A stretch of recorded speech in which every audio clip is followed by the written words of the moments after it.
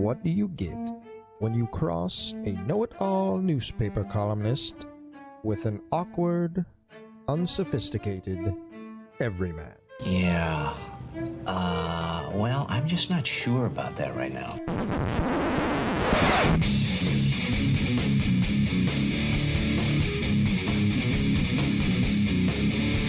Welcome to Couch and the Roo. Welcome to Couch and the Roo, presented by Skymint Premium Cannabis, inspiring you to feel better, look better, sound better, just be better, mostly feel better every damn day of your life. And our Monday night show, brought to you by our friends Mark and Jay at North Coast Wealth Management. If you have investment questions, do you want to get your money for working for you? If you're worried about the market the way it is right now and the way how you're going to pay for your college, your kids' college education, your own retirement, things like that, Mark and Jay can help you manage your money. They're here to answer any questions you have. Their number is 248-626-2000. Again, call Mark and Jay at North Coast Wealth Management, 248-626-2000. You can email Mark and Jay at info@northcoastwm.com and look them up at northcoastwm.com. Jason, how you doing, man? I'm doing good, buddy. How are you? I'm all right. Ready for some hot takes? I am. I just opened up my tab that I keep notes of stuff that I see over the weekend, and I literally, because we're doing this show at a different time today, so I had to rush over here. I didn't get a chance to look at them until now. So, listeners, you're going to have to carry this show today. Brace yourself. Appreciate you. Wimbledon is back. Not even that. Well, we are going to do something a little different here for a couple reasons. One, usually we have no limited time. We just go. And for scheduling reasons, we do have a little bit of a limited time today, and I want to make sure we get to everybody's hot take. We have a hard out. Yes, there are some outstanding hot takes. So Jason and I are just going to do one each and then get to yours because, frankly, ours weren't that good, and yours are going to incite better conversation, I think. So we'll just do it that way just this one time so we get to everybody and we have fruitful conversation. And with that, should we just dig into to our hot takes? Oh, God, let's do it. All right. Well, actually, before we get to that, I will say this. Little gambling side hot take. This is not my hot take. Tigers related? Gambling on Wimbledon is ass. Uh-huh. So today, I'm working. I'm like, oh, the Wimbledon started. What's going on here? And so I fire it up. A couple matches are happening. I'm seeing some trends. I'm playing some live lines. Free Ubers.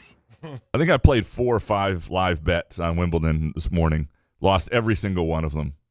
Convincingly, too. It wasn't even, like, close at the end. Like, at the end, you're going, no. Kind of like having the under in the Tigers game last night, and they scored, like, 95 runs. That sort of thing. Yeah. So it didn't go well for me. I just like how you're like, whoa, hey, Wimbledon. Like, you had no idea. You had it penciled in on your calendar.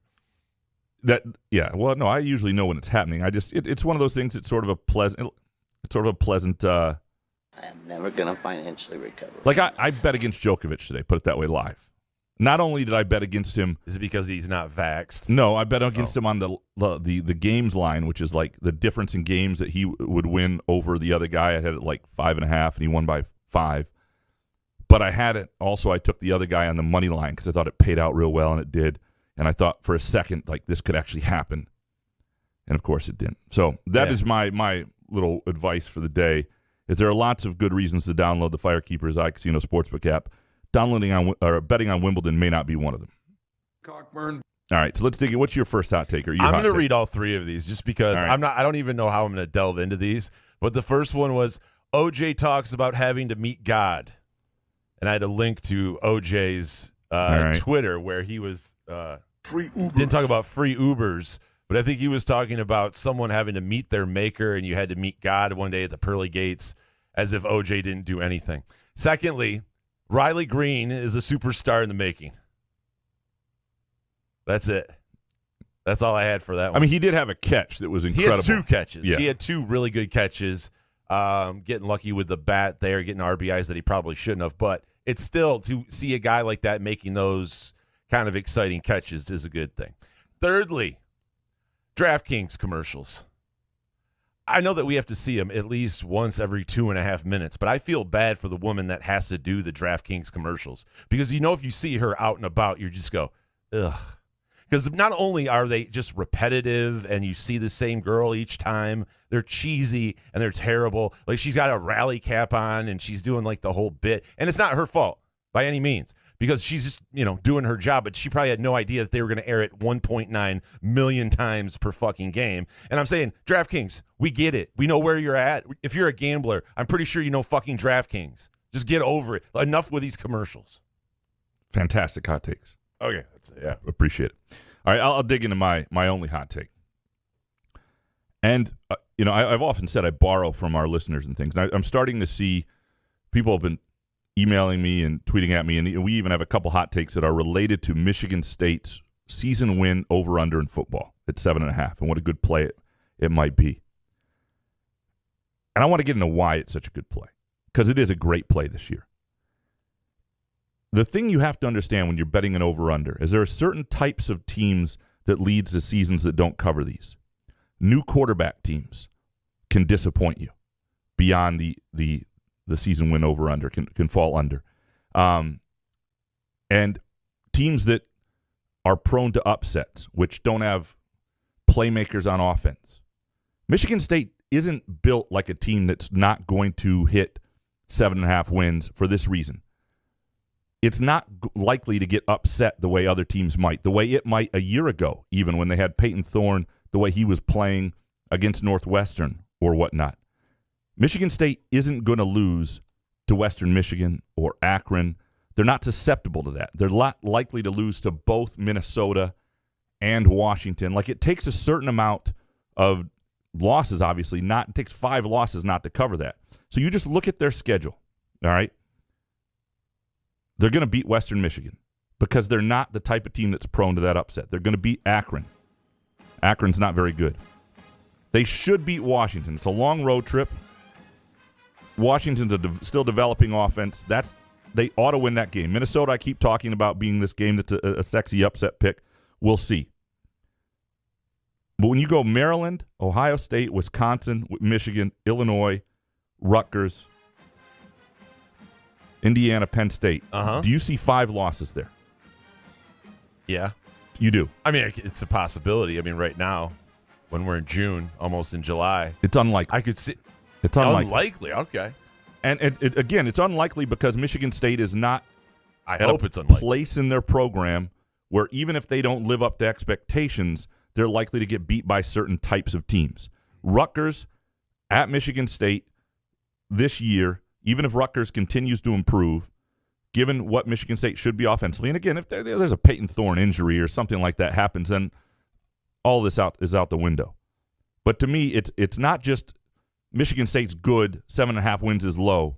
You have to look at why things should be that way before you feel really good about a pick. It's like a mid-major when you pick a mid-major to upset somebody, or you want to pick a mid-major to get clobbered. The big thing you want to look at is, does a team have the offensive firepower to play with a team? Do they have the passing game where they can throw it around? Western Kentucky last year is a great example of this. Comes into Michigan State and puts up a fight because they have the goods in the passing game, right? Those are dangerous teams. And you can get a team that's much better than them defensively, but just doesn't have the oomph offensively. And the way mid-major teams are constructed, that upset isn't likely, even if the talent across the board isn't all that different. It's where the talent is. And for a team like Michigan State to be upset by lesser teams, or to be upset repeatedly by Big Ten teams that are probably less than them, it's not going to happen with a second-year starting quarterback who's emerging, if he's healthy, with a receiver who didn't go to the NFL and came back. It's just not going to happen with an offense that looks like it's trending upward. Now, again, I've been really wrong about Michigan State offenses before, and you remember. No, you have not. 2018 takes away almost all my credibility on this. But I'm not as firm as I was a year ago when the over-under was 4.5, and I thought that was one of the more ridiculous lines out there, and it certainly played out that way. But 7.5, I feel really good about telling people I think Michigan State gets above that line. I don't know how far above it, because we don't know Michigan State's ceiling. We don't know what that offensive line will look like. We don't know to what degree Peyton Thorne is going to take his game, We don't know a lot of things about MSU, and that's where you get the questions about, will they beat Michigan? Can they compete with Ohio State? Will they beat Wisconsin? Teams of that nature. How do they do in that final game against Penn State? But I feel pretty good about thinking Michigan State will not need to beat Penn State that last game of the year to get to 8 wins, based on where their strengths are, where their experience is, and how their schedule shakes out. And that's why I think the 7.5 wins is not a lock, but I think it's a really good play. If that doesn't get this video in the Tom Izzo Facebook club, then I don't know what will. I don't know what you're talking about. It's a little forced, little Michigan State hot take in there so you can feel like you can post it in the group when you post it in the Tom Izzo group. Hey, man. You like to lead it with, so now you can say we had 7.5 wins. No, I understand what you're doing. Can you not say the quiet part out loud? What the fuck, dude? I'm just saying. All right. Let's dig into some of these listener hot takes. Eric Schultz up first. Number 1, if Max Christie is playing consistent, meaningful NBA minutes in the next season and a half, it's a huge indictment on Izzo. That said, I don't think Max ever gets there. 2, over under 7.5 wins for MSU football is a stay away. Over 8.5 for Michigan is a gimme. 3, the 2013-14 MSU team was my senior year, and every time Graham mentions how it was Izzo's best chance at another title, I die a little inside, especially because I'm still the only 4-year class that didn't see a Final Four. But he's 100% right. Yeah, that was a team that, I mean, you just think about how, when I say the line about matchup proof, that team at its best was actually matchup proof. And Coach my team. Yeah, just that probably should have been it, regardless of who they ran into in the Elite Eight. Again, everybody should come up with their own bet and their own formula for what they feel good about. Over under for Michigan's 8.5. For real? I thought it was 9.5. I thought so too. If you're seeing it at 8.5, I would jump on it. I think it's 9.5 most places, but if you're getting it at 8.5, I think that is a really good line to play, given 8 home games and the way the schedule shakes out. I disagree on the Michigan State is a stay away. Like, I would advise people that's a pretty good play. Again, not better than the 4.5, and I think it's the way Michigan State football is constructed. But I also advise people, when you don't feel good about something, trust your own gut. Don't listen to morons like me, because then you just get pissed off at me when they wind up with 7 wins, and you're like, I knew they were not going to get there. That's the thing you don't want. That's why everyone's so scared to give their opinion. Everyone Graham stouts it on all the national sports shows, and you and everyone else. I'm saying you're so scared to be wrong. If you just have an opinion on it, hey. I think the over's a really good play for this team. I think it's a 8-win, 9-win type team, and but I also think I think the greater questions are probably how capable are they of beating teams above them or perceived above them, than how will they match up against teams that they're likely to be favored against. And like you were saying, I mean, when you have a combo like Thorne to Reed, right? Like getting 8 games when you have that kind of talent on offense, I think it's pretty easy. Again, and they were charmed for 8 games injury-wise last year. You can have a year where that totally changes, and you're screwed. And that's why bets aren't sure things. You can make the right bet and lose it. Let's understand that too. I mean, if shit goes haywire and there's a million injuries or starting quarterbacks out for any team, that doesn't mean you made the wrong bet. You just got screwed. Dominic up next. Number 1, top 5 Graham-isms is fans and their blank love for alma mater. Sometimes he uses irrational. Sometimes he uses absurd. The other day, Graham said perverted love for alma mater. No, I can be an MSU diehard and not want to shove a grapefruit up my ass, bro. Oh, what a roller coaster. Sorry. 2, Graham's next excursion will involve him driving to the Gulf of Mexico, renting a dinghy from a man named Juan Latz, who will guide him to the Panama Canal, where Graham will fire off 2 flares. 40 minutes later, 6 pirates will deliver the 2 cases of Halo Sport he owes me. Well 3, the Minnesota home game for MSU is getting so much trap game buzz that I'm 100% taking MSU alternate line of -13.5. And that's not a horrible play either. I'm telling you, it's not, because again, in football, that's just, the trap game, the beginning of the year when there's like 3 weeks before the season starts and the trap games come out. Gotta love it. I can't wait. It is. I mean, a lot of people have been mentioning it as a trap because I think, first of all, I think The Minnesota, Michigan trap game, like the surrounding that. Are we going to take it? Northwestern lightly? I don't think it's so much of a trap game. It's a game nobody was talking about for a while. Now everybody's over talking about it. I mean, you go out to Washington the week before, and Ohio State's the week after. Like it's just like there's a game in between that is potentially a loss if you're not careful. Kevin from Rochester Hills. Number 1, A.J. Hinch and Avila will both be gone at the end of the season. 2, Matt Ishbia will be the next owner of the Tigers. And 3, the Stanley Cup is the best trophy in all of sports. Matt Ishbia, owner of the Tigers. No. Would you be happy? Yeah, it depends on what he wants to do with the team. Yeah, If you don't know. he buys Right. it and doesn't want to spend, then I hate Matt Ishbia. I don't want to, but the whole point is someone buys the team and wants to spend a little bit. But the Illiches, they said, they're not getting rid of that team. And I'm not sure what the rules would be. Certainly, if Ishbia bought an NFL team, that would affect his ability to do things with Michigan State. I'm not sure what the rules would be with the baseball team. Certainly with MSU baseball, it would be. But that's I don't know all the particulars there. I think he wants to own a team at some point, so it'll be interesting to see where he goes with that. Because obviously there was flirtation with the Broncos. Kevin from Rochester Hills. We just did that. Shit, it did him. Ron Quixotes. Number 1, A.J. Hoggard will shoot 34% from 3 next year on 2 attempts per game. Not phenomenal, but enough to be respected. 2, love everything Mel Tucker is doing with recruiting, but the goats were just weird. I get the wordplay, but still. 3, Wendy's Strawberry Frosty is the chef's kiss. I didn't know they had strawberry frosties. Yeah, I'll probably try that out because I do like that sort of thing.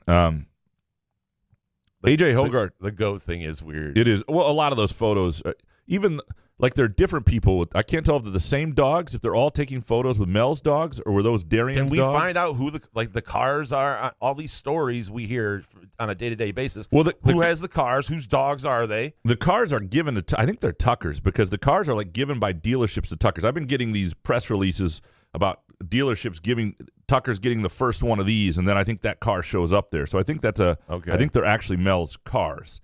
Or they're for real, or they're give them back. I don't know what the contract is or how that works, because a lot of times dealerships do deals with schools where the head coach gets this car to drive while they're the head coach, and so I don't know what get the out whole of hand. It's going to be. Oh my God, it's going to be interesting. The A.J. Hoggard will shoot 34% from 3 next year on 2 a game. Not phenomenal, but enough to be respected.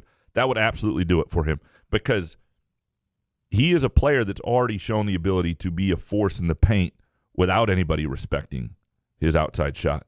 And so all he needs is to be somebody who's a threat there, who hits him in big moments, who people can't lag off of, and can make people pay when they do, because he's already shown that ability. And that's why I think he has a chance to be special. It's the thing a guy like Tum Tum Nair never had. Number one, he didn't have the vision, but it was also he couldn't make people pay for or he didn't have the confidence to make people pay for lagging off him. And then even when they did, that he couldn't create trouble in the paint when people did. So if Hoggard gets to 34%, I think you'll see a pretty consistent high level from him all year. Nick Palmer. Number 1, the Pistons are the complete opposite of the Tigers in terms of organizational outlook. 2, let's all pump the brakes on Jackson Kohler. And 3, with the Stanley Cup over, can we fast forward to football season? So on the Kohler thing, I think take the brakes out. Yeah, Let's go. No, Full I think gas. I don't think. So here's the thing on Jackson Kohler, because I did just write on him, and while I'm intrigued as hell by him, I don't think nobody should be pronouncing that he's going to be a 15-8 guy as a freshman. Like if you think that, then and people write that or say that at any point, they're overdoing it. What I think is he will be a different sort of player than they've had in a little while, and I think he'll be effective in certain ways as an offensive player as a freshman. He thinks he'll be all right defensively. That I'm not sure about. I'm curious to see him a little more, different matchups at Moneyball. There are a couple of guys in the league who are overseas pros that I want to see him deal with a little bit. There's not a lot of defense in it, but you'll get a better sense of it against certain matchups. But yeah, expectation should be that he's an intriguing, perhaps fun player as a freshman who's important and helpful, but in terms of thinking he's going to be like a all Big Ten guy, if anybody thinks that, then absolutely pump the brakes. By the way, and he's right, I'm dying for football. I mean, I love baseball, but damn. Can't Well, wait. and there is a thing, when the Stanley Cup finals end, you do sort of realize, wait a second, the NBA draft is over. Yep. You do realize you're in this. NBA Finals, just nothing but baseball. I have the MLB package. I love baseball, but Well, and then baseball does the dumbest thing. Baseball puts their freaking All-Star break during this time, so they create a moment where there's actually no baseball either, which I think is stupid but it makes it good for Major League Baseball All-Star Weekend, though. But nobody gives a fuck about the All-Star game, do they? Yeah, I watched the home run contest. I once covered an All-Star game and was bored and almost fell asleep during it. I find it's not like this is 1932 and, oh, my God, I've never seen Ty Cobb play in person because we don't have a TV package. Like, you can see all these guys play all the time. There's just no intrigue about Not seeing in them on person, one. though. I mean, at an All-Star game, you can see all those guys. I guess. Why are you shitting on people's parade? I Dude? I hate the All-Star game. I hate the idea that Cobb. You're going back to Ty Cobb or something. I hate that there are like 3 or 4 days in the summer where there's literally nothing to gamble on at all. I think baseball, like cricket. Here's the other problem. People are doing summer trips, and you go to a town, maybe you want to go see a baseball game. Nope, they're off for the mother freaking All-Star break. Like Who effing who? Then don't make your vacation around if you really wanted to go to a baseball game. I'm go at telling another time. Tell Major League Baseball to wait till NFL training camp start, and then they can do their little All-Star thing.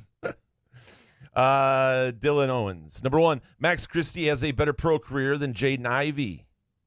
2, Thanksgiving weekend will be the biggest sports gambling weekend in history. And 3, Gabe makes an NBA roster. For Gabe Brown to do that, he's going to have to hit shots, and at a pace that he didn't at Michigan State. So you'll get to see that in the summer league. I think he'll be on a summer league roster for sure. And then if he does that, it's the Bryn Forbes route, right? You got to hit shots in the summer league that gets you the training camp invite that gets you the at least 2-way deal. He's a little bit more athletic than he is. I just forgot his name. Bryn Forbes. From Bryn Forbes, thank you. I got your disease. I can't remember anyone's name. But yeah, the other quick thing, Thanksgiving weekend, and I know Jason won't care about this, but when you talk about the World Cup, USA England on that Friday, you talk about MSU basketball playing in the PK80 and all those out in Portland with all those games. You've got unbelievable NFL package, obviously starting on Thursday with the Lions. Huge college football weekend. It will be one of the best weekends, period. And I'm happy for you soccer nerds. Don't say that. I mean, yeah, if you have soccer during Thanksgiving for the World Cup, more power to you. Just don't sit there and go, I can't believe you're not watching this. That's it. DeUper. Number 1, what if Max Christie stayed? Will go down as one of the biggest what-ifs in program history. Imagine 15 pounds heavier with an alpha mindset. 2, yes, they're only commits and pledges, but the Tucker recruiting show is fun as hell. The man has an enthusiasm unknown to mankind.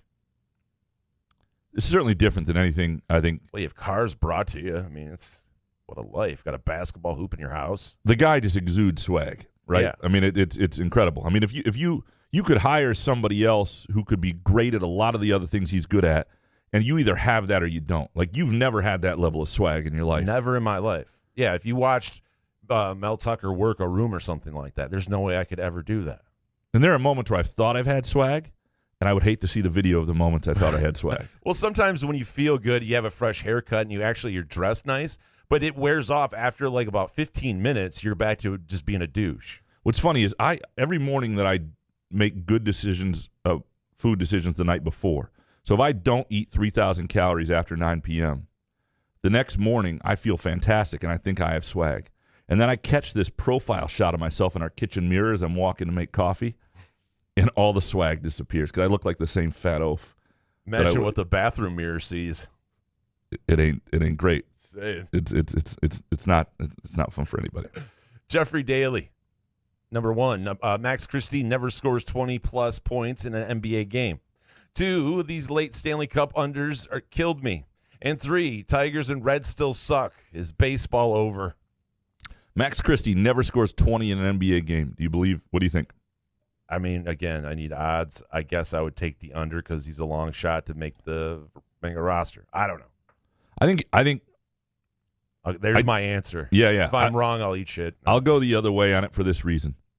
I think he's going to be worst, a two-way player who's going to play 25 games up next year. Yeah. And the last, 20 games of an NBA season, the dudes are playing a lot of minutes sometimes and having decent outputs. I'll remind you once that Raphael Addison once scored 25 in an NBA game for the Pistons. I'm not saying he'll score even if he doesn't become a really good NBA player. I'm not saying he'll do that in meaningful playoff games or anything like that. But NBA regular season game, give me Max Christie at some point does that. Bo McJunkins. Number one, this MSU recruiting season feels more like a bridesmaid instead of a bride year with 5 stars. 2, some of these name, image, and likeness deals will be like buying a gas station hot dog. Seems okay at the time, but most of these deals will be regrettable. 3, nothing says political party of freedom like invading people's health choices or banning books in school. Politicians are ass, and the left has their morons too. And everyone's favorite bonus. Don't use the self-checkout if it'll take you 15 years to figure out how it works. This is a big Jason Nick pet peeve too. It doesn't matter, even at self-checkout, but even when you go to like the Walgreens or one of the Rite Aids where they ask you 50 questions, it's impossible to get out of there in under 10 minutes. And I hate it. I despise it. Stop asking so many questions. Pay, yes, boom, here, enter, there, code, okay. 40-second transaction in 2022. You know where you never have to deal with those morons? SkyMint? Pro Fireworks. Yeah, there too, yeah. Pro Fireworks. It's Michigan's largest fireworks store, 14 stores statewide. They've got in-store viewing and videos of exactly the fireworks you are buying, knowledgeable and helpful staff to help any morons who might come through too and get you through the checkout lines. But they'll answer your questions about exactly what you want and how to make it work for you. They got QR codes when you come in so you can see the fireworks and you can see what you are explain the QR codes if you would for a second, Jason. Well, if you use your phone, if you have a problem with the checkout at a grocery store, just disregard this info I'm giving you. You go on your scanner there, you scan the code, and it will give you a video that sounds kind of like what I'm playing underneath this right now. But you get to see what you're going to be lighting and what it's going to look like up in the sky when you light it. And if you're Jason Nick, you're looking for big stuff that goes high. If you're Graham Couch, you're looking for sparklers, and all you want to do is, snakes. Stay alive is the point. They'll take care of you either way. Go to go to profireworks.com. Profireworks.com for exact time, location, and hours. It is Michigan's largest fireworks store. The other thing to Bo McJunkins. Do you still do the snaps, like the ones that you just throw really hard at the concrete? It's been a while, but I remember them. They were fun when you were a kid. They scare you? I liked throwing at my sister's feet. I got in trouble for that a few times, when she was like 6 and I was like 9. It was not the coolest thing. What a badass. Yeah, I was that guy. Some of the NIL deals feel like are like buying a gas station hot dog. Seems okay at the time, but most will be regrettable. And I wonder if you're talking from the business standpoint. Can I just say that gas station hot dogs are never a good idea at any point, to be honest with you. It's just if you're in desperate mode of being hungry. What's your gas station go-to that you sometimes regret but always fall into that trap? Combos for sure, but I have to eat the whole bag. Like I can't just be a normal human being and have like 10 or 15 combos because I'll get it if we're on a road trip and I just hammer the whole bag. Yeah, I'll never do the actual hot dogs that are on the roller, but I'll do those other little things with the cheese in them and whatever like that once in a while when I'm really hungover. How is that any better? It's not. What I love is when I go to Speedway at 8:30 in the morning and I see construction guys walking out with 2 slices of sausage pizza and a giant Monster Energy drink, and I just think at like 1 o'clock those guys just must be sweating and shitting their pants. I mean, like, it really is that the thing. I understand you don't have to be a nutritionist, but do you honestly think that's going to keep you going all day in the hot heat and you're out busting your ass? I don't know. Whatever. Maybe I have an iron stomach, a little bit of one. That's why. But I'm saying if I said, Graham, can you come over tomorrow and help me build a deck? And you show up with 2 slices of sausage pizza and a giant, like a 64-ounce vat of Mountain Dew. No, I'd have. I'm like, Jesus, Graham, you're going to be like passed out. I'm going to have to give you insulin at like 9 a.m. here. I'd have a banana, an apple, a water, and some SkyMint, and I'd be ready to go. That would be it. Absolutely. Are we done with Bo? Sorry, yeah, rambling. Sorry. Yep. Ryan Schultz. Number 1, people complaining about the Freep suing MSU probably spent a lot of time as kids arguing, my dad is smarter than your dad on the playground at recess. 2, that being said, there is a blue wall. This just isn't a blue wall thing. 3, PSA. If your dog is scared of fireworks, request the Xanax and Trazodone scripts from your vet now. If you request it on July 4th, your vet is probably on vacation, and your dog is probably already shitting itself. We have the doggy Xanax. It does work, but it does make her, dude, it turns her into like raccoon Graham Couch. Like, she gets kind of weird, though. It's not real fun, but we have to give it to her. Just eats a lot and then shits a lot? And then she just goes, like, she stumbles around drunk like I used to do around the house, and it's just kind of weird. Like, she runs into shit, and so, but as long as it doesn't freak her out with the fireworks. It's better than fear. Right. No, it totally. To the freak point, look, I'm with you. I don't think the freak suing for these financial records is that big a deal. It sounds bad. The word sue sounds really bad. Like, if you sue somebody, it's like, what the fuck, man? That's personal. What are you doing? It's not. This is the way you try to get the records. It's not Chris Solari himself sitting here saying, I freaking hate Mel Tucker and that's why we're doing this. It has nothing to do with that. It's something that's basically something that the paper believes should be available through an open records request, and that's all that this is, and I think they'll win the lawsuit. By the way, I never heard my dad is smarter. It was always my dad could beat up your dad. So it pretty much tells you where Ryan grew up, right? Like, I never ever thought of going, my dad is smarter than your dad. I was definitely, he had trouble helping me with my 4th grade homework, so I just knew he could beat up other dads. Yeah, so that's always the problem, is when you're fighting about two different things. Because I would say my dad is probably smarter than your dad, and you'd say, so what? My dad could kick your dad's ass. Right. And neither one of us would have a good retort. Yeah. Yeah. Miss those days. Al, number 1, the Tigers will have a new owner in the next 5 years. 2, the Pistons will be relevant until mid-March, but will fall short of the play-in games. 3, Bucks versus Warriors for the title next year. I could see that. Could have been that this year. Not if the Lakers get Kyrie. Can we just pause the Kyrie news just for like 3 weeks or something? Does anybody give a shit? I guess he's announcing Wednesday, right? Yeah. It's just Kyrie Irving, wall to wall. He does annoy the piss out of me. All right. Tigers' new owner in the next 5 years. No. That is the dream. I just don't know that. Oh. I don't know what it would take for it to happen. If it would take scandal in the Illich family, or fans to like truly revolt, but I don't know that fans are going to do that. No, right? Yeah. No, we love our team, but yes, it would have to be some sort of scandal. Yeah. Jeff Haddis, number 1, Avila is the worst GM in Detroit sports history. 2, the hot weather is ass, especially when your AC is broke. And 3, I feel as good about Detroit sports as I did during the 2004 Pistons title run. Interesting. And bonus, Carson Cooper is the linchpin to another national title for Izzo. All right, 2 to get into here. 1, the Detroit sports 2004. Think back to 2004. And the Lions have just taken Charles Rogers, right? They're not very good, but there's like hope around that. The Tigers are, is it signing Pudge? Was it before or after that year? It was before 05, that year, right? No, 2005 was Maglios. I think it was Pudge that year, and the Pistons win a title. So, yeah, you have these things that feel like maybe they're on the verge, but they hadn't happened yet, and then the Pistons were really good. So I can understand the comparison. Carson Cooper, the linchpin to another national title for Izzo. What that could mean in this, first of all, I think Carson Cooper is going to be a pretty good player at Michigan State eventually. I don't know when that happens, but maybe he's a 4 or 5 year guy. But at some point, he'll be a productive player. Where I think this could be the case in terms of, I don't know if it'll win a national title, but could help a team greatly. And this is Izzo's workaround. And he sort of described it to me, too, to the transfer portal system, is you develop a guy like Carson Cooper. It doesn't mean you're not recruiting other big men. But at some point, what Carson Cooper, the junior, prevents from happening is guy leaves your program unexpectedly or expectedly, and you don't fall in a situation where you don't have a big man. You know you've got this guy, and you've developed him, and he's a pretty good player. And then when you've got a good team around, you're not a big man short from competing. And I think that if that's what you mean, Jeff, then you could be dead on. And on to his number 1, though. I'm sorry, it's still Matt Millen. Yeah, because with baseball, that you have a salary, you don't have a salary cap. He ruined the franchise for years and years for a while for that. Clint Bainey, number 1, Devontae Dobbs.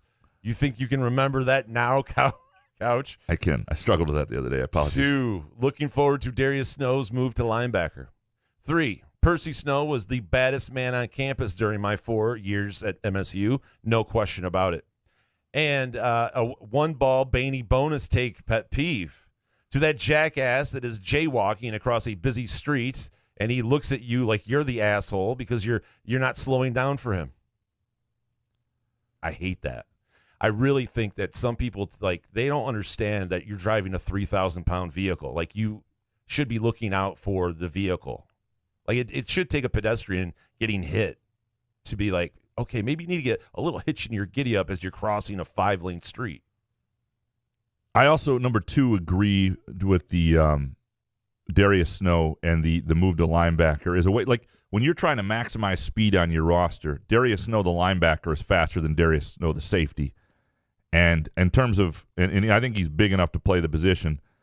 The question is this a position that will ultimately make him, I mean, you only play 2, like, in theory, they only play 2 linebackers. I think this will be them playing more 3-man linebacker and using guys differently. I think you're going to see more linebackers with Brule as a rush end to move. I think they're going to do more different kind of things based on the personnel they have, and Darius Snow is part of that. Whether it turns him to like an NFL linebacker or not, we'll see. The one thing I also know about Darius Snow is he's one of those guys that doesn't need to make it in the NFL to make it.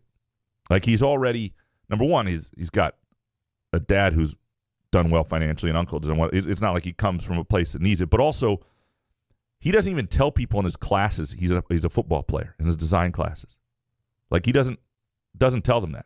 Well, why would he have? I mean, but what I mean is he doesn't act like he's a big deal. You guys deal. know him a football player, right? No, he just wants to be. I mean, he's a bright guy. I mean, he's obviously got a lot of talent. We see that on Twitter with some of the stuff he does, and so this is me trying to get to a transition to say whatever amount of money he winds up with, Mark and Jay at North Coast Wealth Management are the call for Darius Snow or anybody who Darius Snow, football player. Darius Snow, football player. Darius Snow, graphic designer, whatever he becomes in life. Mark and Jay, 2 Spartans themselves, class of '95, are here for him. These guys are strategic wealth managers, and they're fiduciaries for the clients. That means your interests come first.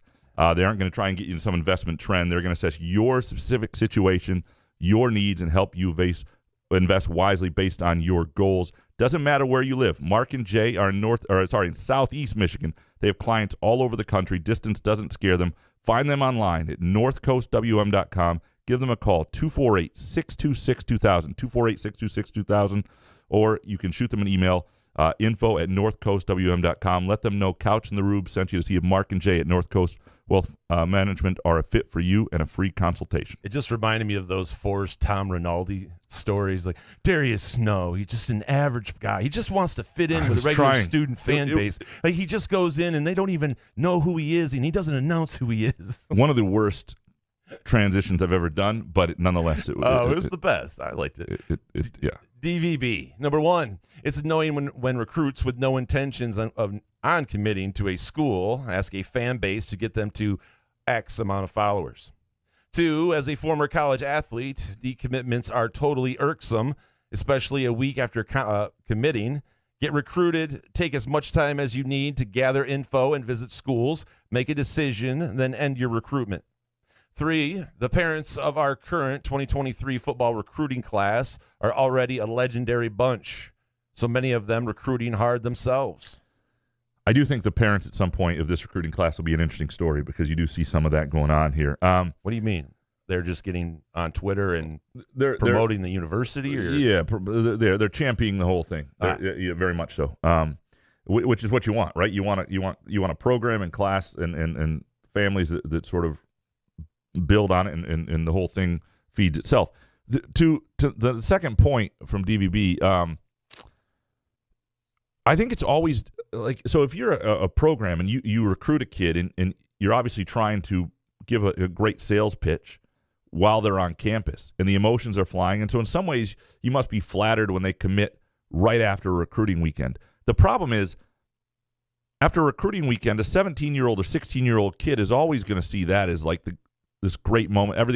You don't have any time to step back. You don't have anything to really compare it to that's fresh in your head. And then if you're going on another visit the next weekend, like, I don't get kids who have 5 visits lined up, especially if you're a heralded prospect. I get it if you're a 3-star kid and a school you really love offers you and you think, I don't know if this offer is going to be there. I want this.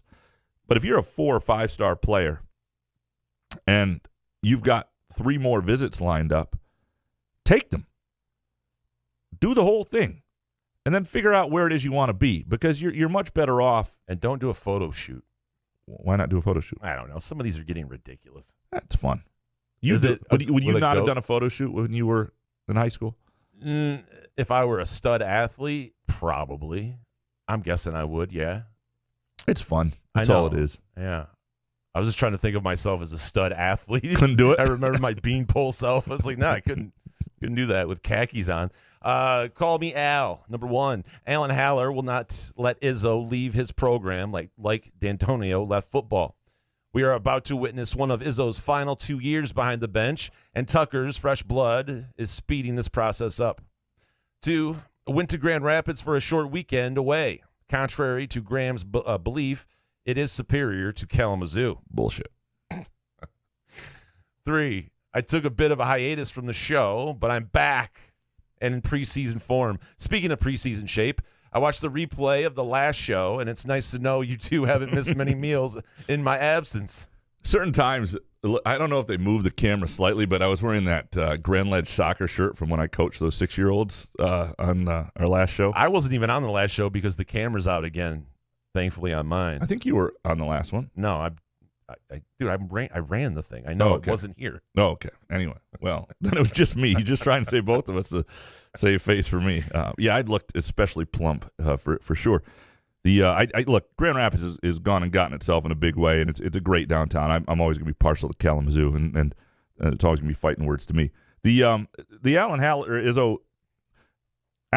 has turned himself into a pretty strong-willed AD, and you're seeing that his expectations for the non-revenue programs is pretty high, and you're seeing changes happen there, and you're also seeing things he wants within the department in terms of facility upgrades for non-revenue players. But I do think, while he is somebody who's not afraid of uncomfortable conversations, I also think Izzo will not take the program to the place D'Antonio did in football. And I could be wrong on this, but what's the equivalent in basketball of where MSU football was? It's NITs, right? It's like 16, 17 win NIT seasons.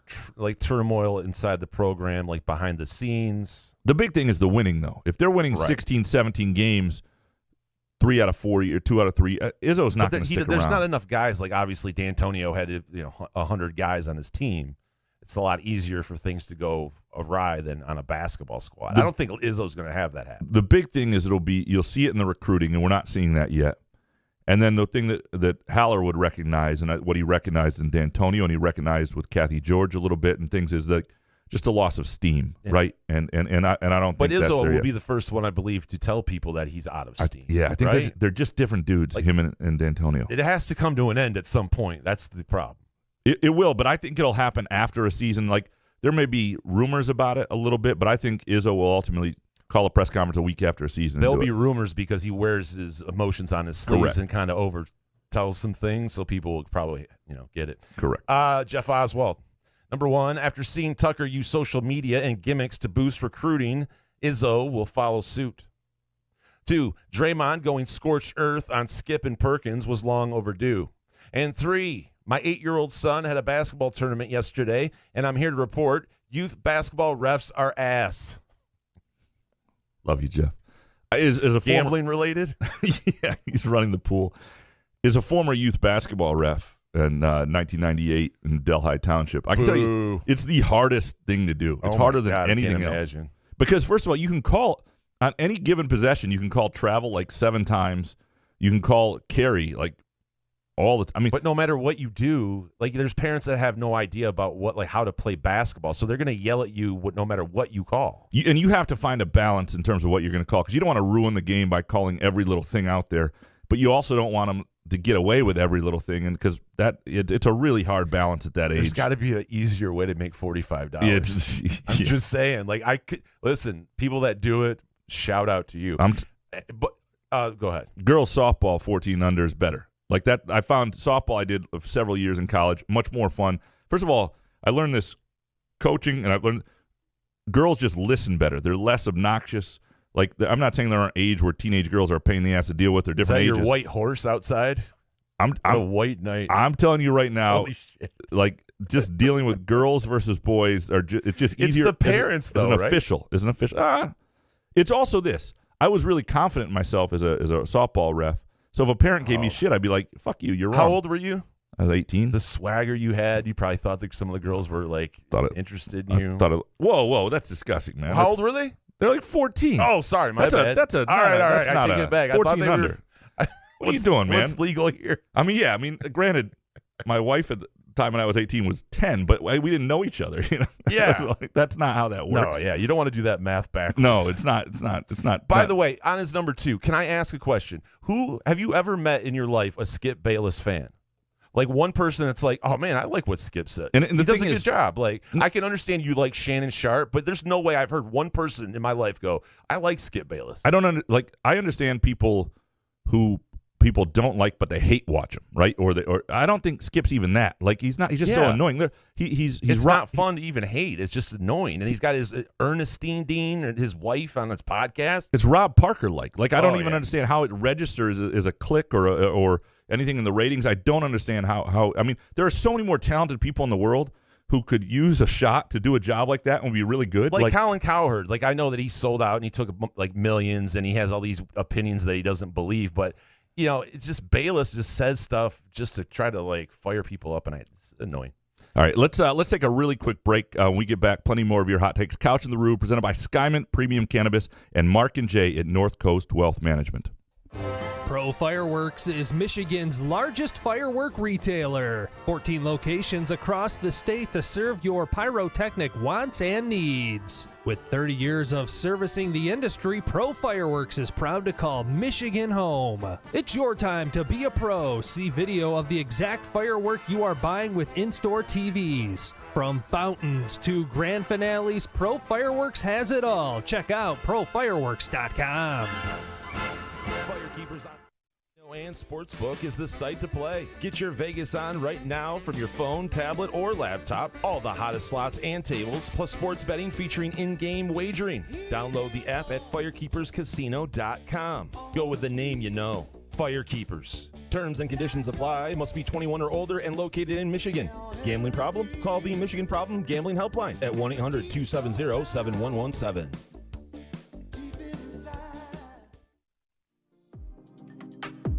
Wherever you are on your cannabis journey, let Skymint Premium Cannabis be your guide, your friend, and your place. Whether you're curious about cannabis or a seasoned connoisseur, Skymint's knowledgeable staff will help you with a vast selection of products to choose from to fit your needs. Skymint believes access to the best cannabis helps people do good and feel good, so they grow it right here in Michigan, giving you high-quality, locally grown cannabis at highly accessible prices. Visit skymint.com for special offers and location information throughout Michigan, and use the promo code CouchAndRube20 for 20% off your first visit. Skymint Cannabis. You'll love this place.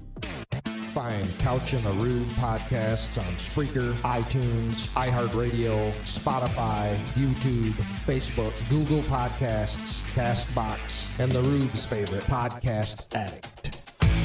1, 2, 3, 4. Couch in the Rube, presented by Skymint Premium Cannabis. Go to skymint.com, log on, join their rewards program. Their offers for things like $25 off when you refer a friend. Your rewards points can add up as well. Jason has 40 million rewards points at this point. Saving them for a rainy day. Yeah, absolutely. Locations throughout Michigan, including 3 in the Lansing area, and daily specials. Again, skymint.com to see the closest location for you and those daily specials. All right, back to your hot takes. Alex James, number 1, I can't wait for the Couch in the Rube swag photo shoot from Spartan Stadium. I hear there will be rhinoceroses on set and at least 3 Lansing Lugnut promo girls.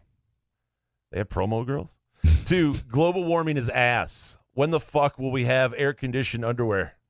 Last week was ass. Today was great. Last week was ass. No question. It was just absolutely awful. I thought it was great. The Couch in the Rube swag photo shoot from Spartan Stadium.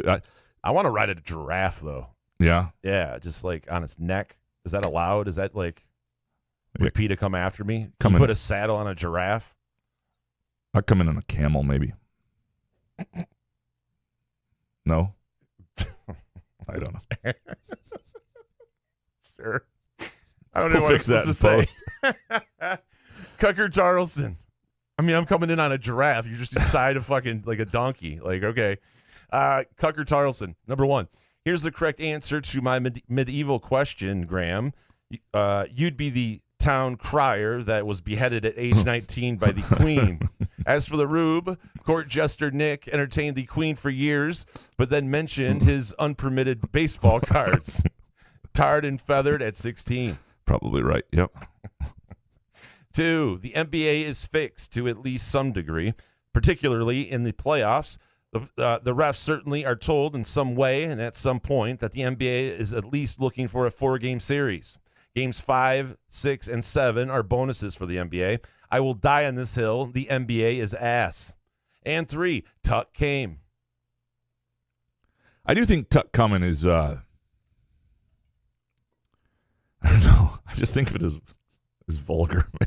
But that's you. That's put it in like that's my that's problem. in your mind. Totally. Like, I never thought about like bullshit. I'm serious. Okay. When I heard Tuck coming, my first thing wasn't Pornhub. I mean, guys, some my of you wife guys laughs are like, at it. Like everybody thinks it's ridiculous. why is it ridiculous? Tuck coming? It can't be Tuck is coming. You guys can't be just mature for like a half hour. I mean, really? Like Cockburn. Cockburn. Sorry, I couldn't get to the button. Thank you. Cucker Tarles, no, Dark Antonio. Number 1, I haven't watched the NBA in a while and don't think I'll be watching games again as much as I used to, but I might be all in on watching these Pistons. Although, we all had that same feeling about these Tigers in early April. 2, the way Ivy cried after getting drafted may have changed my mind on Detroit taking him.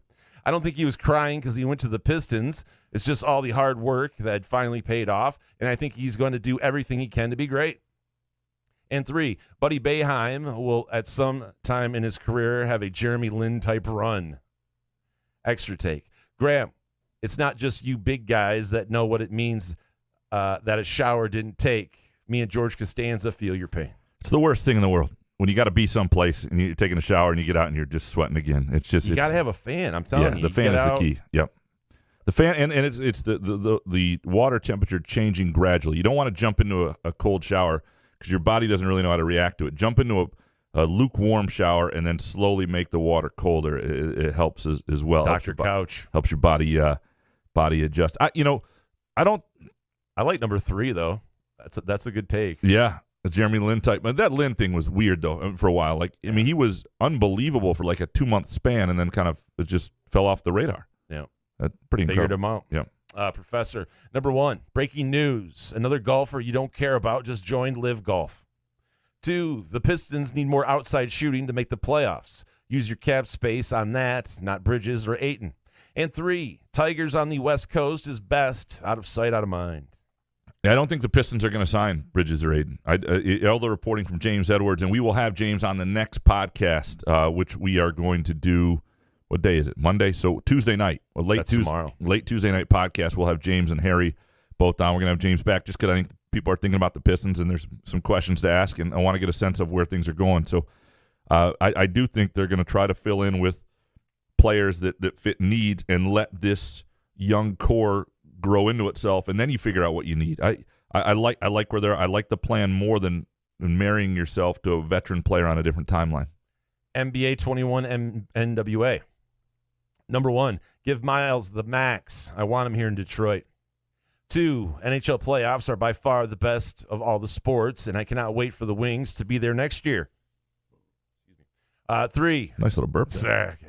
3, winning money on golf is not that difficult. Put money on who will win the next hole. For example, it was pretty obvious early yesterday that Cantlay wasn't going to win many holes versus Schauffele. Sometimes it's easy to see when someone is going to have a bad day. That takes some discipline, but yeah, I mean, if you can read Fucking the thing, Thigala. yeah, Up 1 on 18. All he has to do is hit a 3-wood. Unbelievable. That's the second time he's done that to me this year. I mean, golf is such a bitch to bet sometimes. Well, but I like the system he's found here. That's not a bad. I'm happy for you. Yeah, no, it's hard to do, but if you can read those situations and your book is updating things fast enough That's the key too. That some of those guys have 3 bad holes. Maybe they'll have a bogey or 2 in there, and then fire off another. Here's a counter hot take though. You don't want Miles Bridges in Detroit because right now you love Miles Bridges. You love what he meant. You love that he chose Michigan State when everybody was shitting on it, and you love what he was at the time. If he comes to the Pistons and isn't what you need him to be, it will change your opinion of him. And I while I think he'll be a really good player, I'm not sure he'll be everything the Pistons need. Gavin Haas, number 1. Miles Bridges is going to be a Piston, in all caps. 2, Cade Cunningham throwing lobs to Jaden Ivey, Jalen Duren, and Miles Bridges will make the Pistons a primetime team.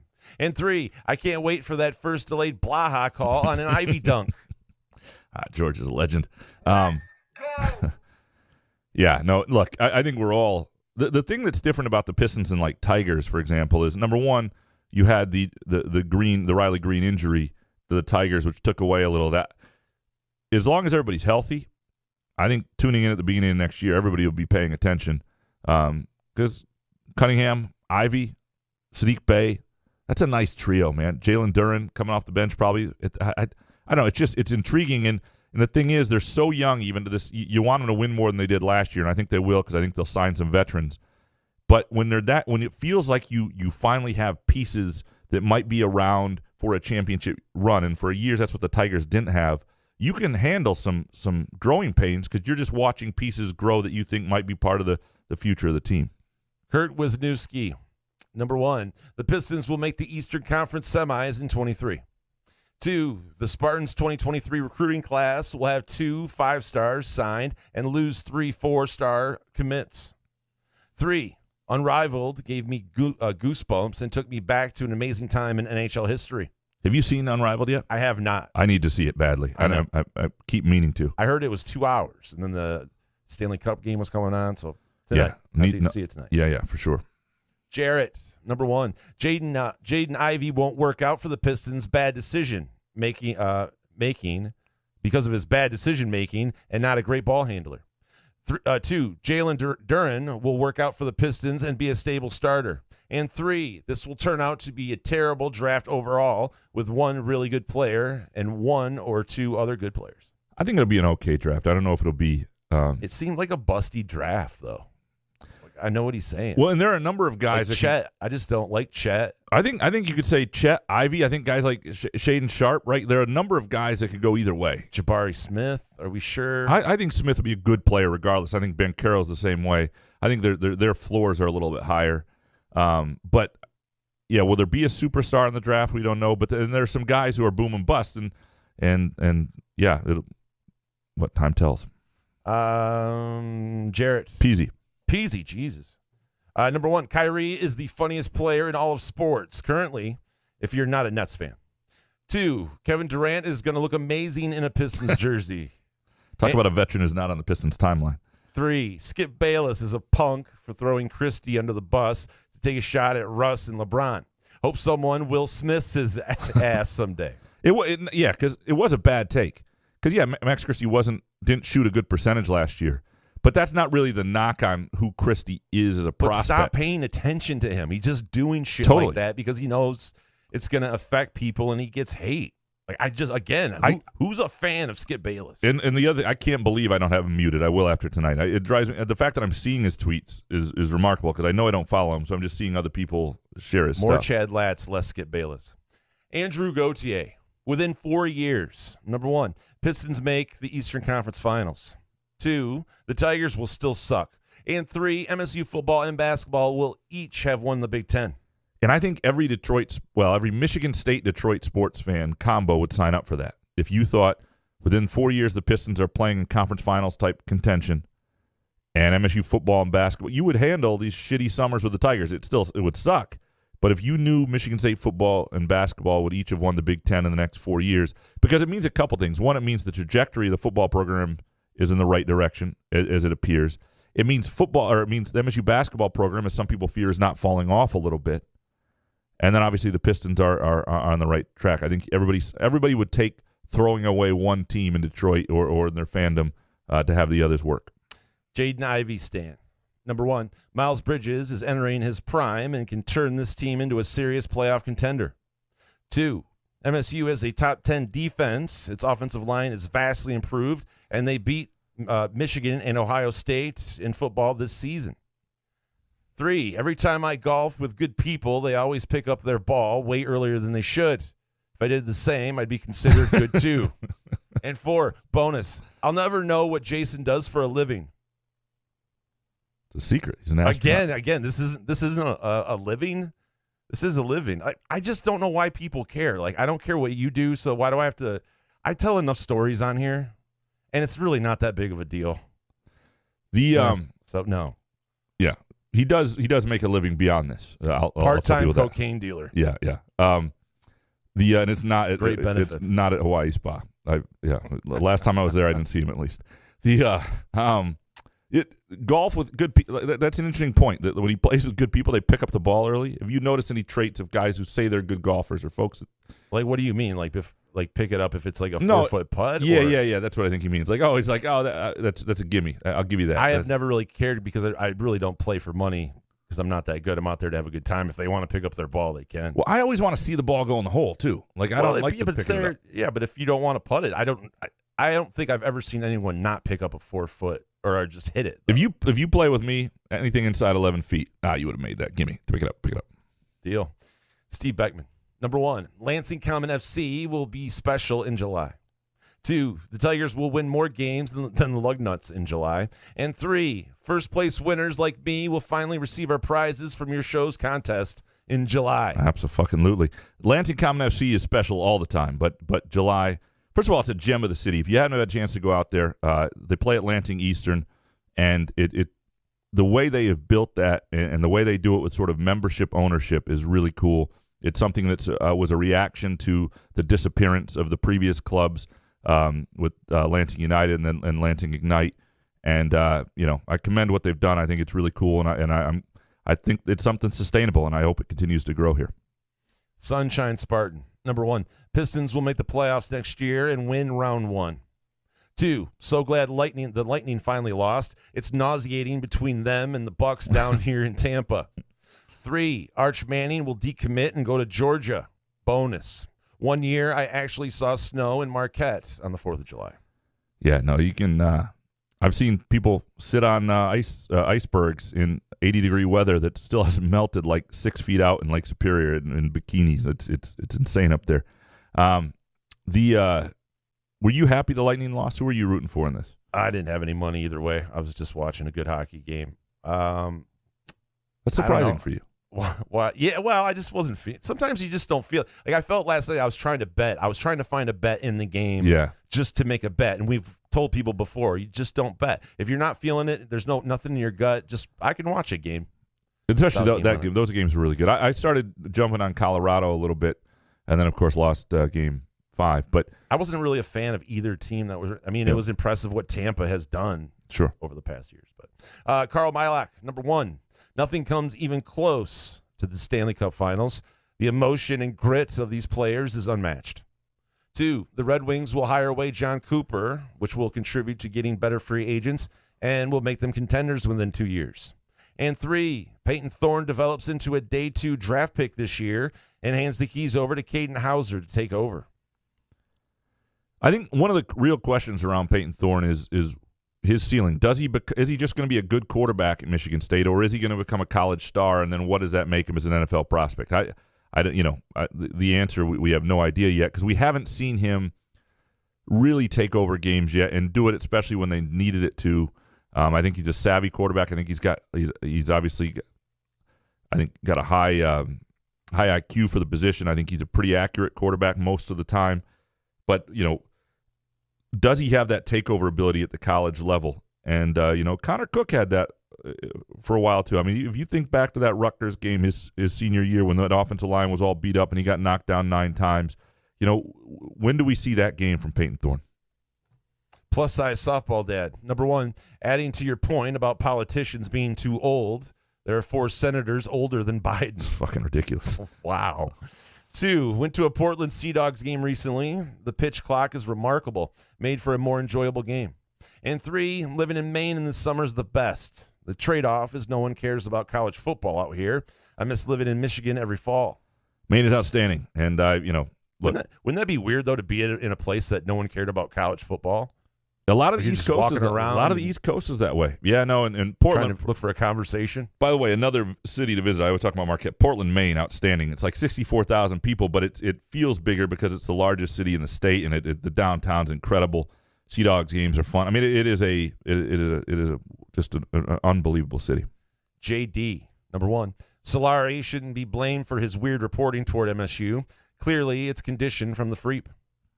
2. Pistons will earn a 4 or a 5 seed in the playoffs and win at least one series. And 3, despite the hatred for the Avs, I'm glad they won the cup over Tampa. I never, maybe it's just been enough time, but I don't have like venom. And they only won 3, right? And the Red Wings got the best of a lot of that. Like I don't know, I don't have a venom towards. But if you watched it yesterday, like my friend Jordan watched it, and he was like, "Fuck the Avs." After you watched the documentary? Yeah. He's like, I'm betting Tampa Bay now, which didn't work out, but whatever. Ken Shue. In a 1980 MSU hockey class, Coach Christensen made us skate laps around Munn on one skate to develop the use of our skate edges. It's unfathomable to me that an NHL player can't skate to the bench with a broken blade. 2, Pat Maroon is such a is a maroon. Oh, Jesus. 3, cables on the ice when the captain takes the first lap of the Stanley Cup are ass. Come on, it's fucking 2022. That's true. What are we doing with cables still? Why do I have so many cables coming out of my monitor? Like, you know what I mean? Like, it's 2022. Let's cut the shit. No, I'm with you. I didn't think about that. Like I thought I'm surprised that blades don't break more often. And like when I saw that happen, I was like, yeah, you're fucked. I don't even understand how you fix that. And apparently you fix it pretty fast, and they have people who can do that sort of thing. Jay Snakins. Number 1, I stopped adding sugar to my coffee. I should drop 80 pounds easy, right? The key is to also drop milk. All right. 2, Claude Lemieux. Which has worked for me, clearly. 2, Claude Lemieux and McCarty made amends. Shouldn't Chris Solari and Johnny Spirit do so as well? Now that needs to be recorded. 3, Canton, Ohio now has Meyer and Culver's. Is there any reason to return to Michigan now? It's just a better state overall. Meyer and Culver's aren't everything. Yeah. Fuck. Yeah. I just can't get over your dieting advice. I really should be. You know what? You should probably cut milk out of your diet. It'd probably be good for you. Sports Guy 1919. Iced tea is ass. Sweet iced tea is better. Arnold Palmer's are elite. Thank you, Sports Guy. What is that? Why are you thanking him? For his advice. Oh, okay. Okay. I don't. Tyrone Couch. Number 1, seeing all the Michigan fans talking shit online about third-place finishes and constantly posting the Ohio State score is funny. The disconnect between their alum, mostly good people, and their fans, mostly maggots falling out of the dog's ass. It's pretty annoying. 2, I officially committed to MSU. Still have not gotten a call from the coaches. In middle school, I once punted the ball 45 yards. Yes, I said that in my Al Bundy voice. 4 touchdowns at Polk High. 3, my dad called me yesterday about refinancing his house. They are sending him an $87,000 check for the equity, and that's less than he owes. So he's going to cash the check and pay his house off. Genius. Dementia is ass. Dementia is ass, by the way. It is, but so what? We're both, right so here. A minute, we need Mark and Jay at North Coast Wealth Management here to help us out of this. Did he do a good move because he has dementia? Like, should we apologize or say sorry? I don't know where that was going. You can tell you and I could not. It sounds like his dad did a good move, and then it just goes with, Right. Is that bonus dementia? By the way, AIDS killed Arthur Ashe. It's like, where do you go from that? Like, I don't know. Funny, by the way, 45 yards as a punt in middle school, that is impressive. A legitimate 45 yards, like 45 yards past the line of scrimmage, or just 45 yards? You want me to give you some Hoff so you can call him and find out? No. Jay Riemenschneider. Number 1, this is a 2-year team that could go 36-5 in 3 years. 2, we'll fix that in post. 3, it's hot in here. Appreciate you, Jay. Yeah, that's right. Neurotic Pants. Number 1, they say politics shouldn't prevent friendships, but I say it's hard to ask Jews to crawl into bed with Nazis. 2, everyone in the country is addicted to something, be it a pill, screen, drink, or experience. Life is a grind. And 3, when I visit the Horseshoe in September to see Ohio State play Toledo, I will be either an expert or a traitor to Spartan Nation. You know, why not both? I don't really understand that, but I'd like to get inside Mr. Neurotic Pants' mind once in a while. Either that or he's got the best strain of Skymint ever known to man. I just like how the cleaning person came in as soon as I said Jews to crawl into bed with Nazis, and she's probably wondering what the fuck podcast this is. Yeah, no, it's not great. I saw that too. Like, as soon as I said that, I saw her walk in, and I was like, you looked about like I did when my wife walked into the studio. Hans Jurgen, which was on Hans's take, by the way. I think. Yeah. I don't want to look at my 401k, IRA, or my naked self in the mirror. 2, check out my website, baseballsucks.com. And 3, the ESPN E60 show on the Avalanche versus Red Wings rivalry is outstanding. Yum, that's some good hate. And bonus, don't like the Supreme Court, don't fight with the police. Go out and vote, run for office, write laws, and get them passed. And by the way, I think your 401k is in better shape right now than it was just a week ago. I don't know. Unless you got crypto. If you got crypto, it's trouble. It's trouble right now. But Yeah. that's not coming back for a little while. I don't think. You just no point in selling it right now either. See where it goes.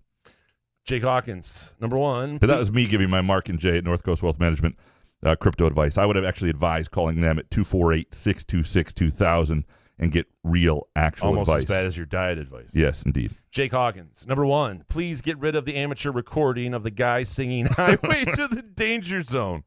The singing is more hideous than hilarious, and it's ruining a good classic song from a classic movie. It's not very nice, Jake. 2, Nashville, Tennessee is hands down one of the best capital cities in the U.S. Lots of growth for quite some time. Broadway has the best bar and restaurant scene ever, with lots of live bands performing and rooftop bars. Jason should consider visiting the Johnny Cash Museum. Going to do that. And 3, after the great draft night last Thursday with the right development, I'm expecting them to be a playoff team in 2 to 3 years. Championship contenders in 4 to 5. Having Miles Bridges join the Pistons would be nice, but I would sign him to be to no more than 4 years, $80 to $100 million. And bonus, Bill Maher put it best. We're going to be living in 2 very distinct Americas. You got to be careful what state you're in. Be careful where you get stoned and where you get boned. Appreciate you, Jake. Yeah. We're going to keep the Danger Zone stuff with Lat. So. Oh, yeah. Sorry. That's not going We might be able to play some other Danger Zone for you, but Lats is – Jason's like requesting more from Lats online. I see him like putting more like – Well, listen, his problem is he's not setting up this fucking cameo where he could make money off this stuff and sing songs like Black Betty by Ram Jam. There you go. Upper Deck Jerk Guy. Number 1, spending $9.5 million for a quarterback recruit sounds like a bad investment. 2, Hoggard will be a fan favorite this year. And 3, whoever ends up beating Western Michigan, their quarterback may be the best quarterback in the state. Wait a minute. Whoever ends up being Western Michigan's quarterback may be the best quarterback in the state. It's hot in here. I'm sorry. Upper Deck Jerk Guy is full of wisdom, so I'll look into that QB competition and see where that what's stemming from that. AJ Hoggard. What's interesting about AJ Hoggard is I think he was a forgotten man a year ago. So far from a fan favorite, a guy that people thought wasn't going to be part of the future of the program.